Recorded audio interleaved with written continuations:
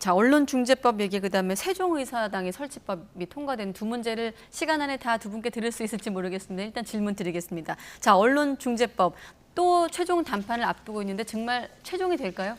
최종되기가 좀 쉽지 않을 것 같아요. 지금 기본적으로 국민의힘에서는 고의 중과실에 의한 허위 조작 보도 이 자체가 독소 조항이라고 얘기하고 있는 거거든요. 그러나 지금 민주당은 그런 입장은 아니에요. 일단 물론 여러 가지 규정을 완화했다 하더라도 그 부분이 지금 최종 단판이 되기는 어려울 것 같고 지금 현업 단체, 언론 단체들은 여전히 반대하고 있거든요. 이런 부분들이 글쎄요. 하루 사이에 합의될 수 있을까? 쉽지 않을 것 같아요.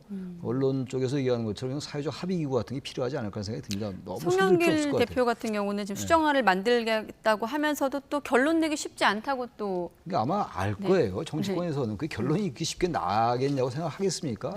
그렇게 안 될 것 같아요. 제가 그럼 보기엔. 결국 그 결론이 안 난다는 건 쟁점이 여전하기 때문일까요? 지금 국민의힘은 여전히 독소 조항 다 걷어내라 이렇게 주장하고 있거든요. 그렇죠. 이제 민주당에서 이제 징벌적 손해배상제를 뭐 5배, 3배로 줄였다고 해서 그거를 지금 뭐 그 국민의힘이나 그다음에 언론 쪽에서 이게 동의해 줄 거라고 생각하지 않아요. 그 뭐 2배든 3배든 지금 국제적인 언론 쪽에서도 계속 얘기하는 게 이게 징벌적인 어떤 그 배상을 통해서 이게 언론의 자유를 이제 침해하는 부분을 이제 문제 제기하고 있는 거 아닙니까? 그래서 결국은 우리는 이제 반론 보도라든가 뭐 정정 보도라든가 이런 부분을 좀 더 강화하는 형태로 이런 언론의 여러 가지 문제점들을 해결해야 되지 않냐라는 측면에서 관점의 차이가 있기 때문에 저는 이게 쉽게 합의하기는 어려울 거라고 보고 다만 이제 대통령께서 이제 이번에 이제 돌아오시면서 어쨌든 이런 어떤 국제사회의 우려 이런 부분에 대한 인식 그래서 어떤 법의 어떤 남용 문제에 대해서 우려의 뜻을 표했잖아요. 이런 차원에서 좀 민주당에서 굳이 이거를 계속 9월 안에 처리해야 된다 이런 강박관념을 갖지 말고 충분히 시간을 갖고 처리했으면 좋겠습니다. 네, 알겠습니다. 자, 끝으로 세종시에 국회 분원이 생길 수도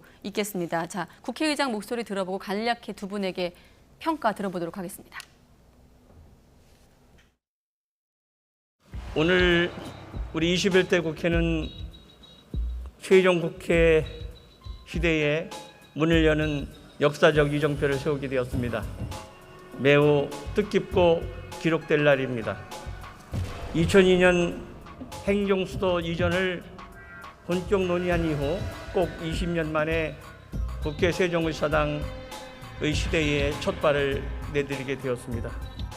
네, 행정수도 이전 공약한 지 꼭 20년 만이라고 이제 국회의장도 강조했는데 국내 정치사에 어떤 의미가 있다고 보십니까? 저는 큰 의미가 있다고 봐요. 세종의사당이 이제 여야가 통과시켰으니까 행정수도가 과거에 노무현 정부 때 관서원법이 어긋난다고 해서 위헌 판결받고 그랬잖아요. 네. 그래서 수도는 뭐 계속 서울이긴 합니다만 어떤 그러한 것들 지방의 분권 그리고 균형 발전 이런 측면에서 대단히 의미가 있다고 보고 말할 제가 기회가 없어 말씀드리는데 제가 아까 곽선도 의원 아들 건에 대해서 산재 신청도 안 했다. 그래서 거짓말하는 겁니다라고 단정을 했는데 산재 신청을 안 했는데 산재 신청을 했다 그러면 그게 거짓말이라고 얘기한 것이고 만약에 그러한 전반적인 상황 속에서 그건 거짓말일 가능성이 높다라고 정정을 합니다. 근데 어제 근로복지공단에서 확인을 해주긴 했습니다. 확인했으면 거짓말인데 어쨌든 단정하는 거에 대한 부담 때문에 제가 거짓말 가능성이 높다고 정정을 하는 겁니다. 네, 알겠습니다. 자, 앞서 세종시 의사당에 대해서 어떻게 평가하십니까? 아유, 저는 이제 뭐 여야 합의가 또 통과됐긴 했지만 그 부대 의견이 달렸죠. 뭐냐면 기본계획 수립해야 되고 또 그 비효율 최소화 방안을 마련하는 거 부대 의견으로 달았어요. 저는 그 부대 의견을 보면서 좀 답답하다는 생각을 하는데, 그러니까 세종시로 이제 의사당을 이전했을 때 어떻게 운영할 것인가에 대한 기본 계획도 없는 거예요. 그리고 비효율이 생길 거라는 건 뻔하지 않습니까? 도대체 세종의사당은 어떻게 활용할 건지, 그 일부 국정감사할 때만 이용할 건지, 아니면 그 밑에 지역 의원들은 거기서 쓰고 수도권 의원들은 여기 여의도에서 쓸 건지, 이런 아무런 계획이 없는데 이걸 이제 우선은 이제 어떤 그 대선을 앞두고 사실 충청권에 이제 그 어떤 민심 때문에 사실은 그냥 이렇게 합의한 건데 이거에 대해서 후속적으로 여러 가지 문제가 또 있을 거다. 왜냐하면 세종의 정부 부처 지금 이전한 다음에 엄청난 비효율이 있는데 그거에 대해서 과연 그 처음에 그 부분에 대해서 인식한 거에 대한 효율이 어느 정도 됐는지 아직 평가도 구체적으로 없어요. 그런 상황에서 지금 세종의사당까지 가고 나서 또 이제 또 청와대까지 간다고 하는데 그러면 이 부분에 대해서는 좀 충분한 검토와 연구를 통해서 어느 정도 결론을 갖고 가야 되지 이렇게 자꾸 정치적인 결정만 해서 되겠나 이런 이제 의문을 좀 제기하고 싶습니다. 네, 이번 결정에 좀 의미를 담으려면 충분한 검토가 필요하다고 말씀하셨는데 앞서 보니까 국회에서도 설치 규모와 운영 방안과 관련된 건 또 규칙을 제정할 거라고 했으니까 이 교수님 말씀이 담길지 한번 지켜보도록 하겠습니다. 네, 최창렬 용인대 교수, 이기재 동국대 겸임 교수 두 분과 함께했습니다. 고맙습니다. 네, 수고하셨습니다.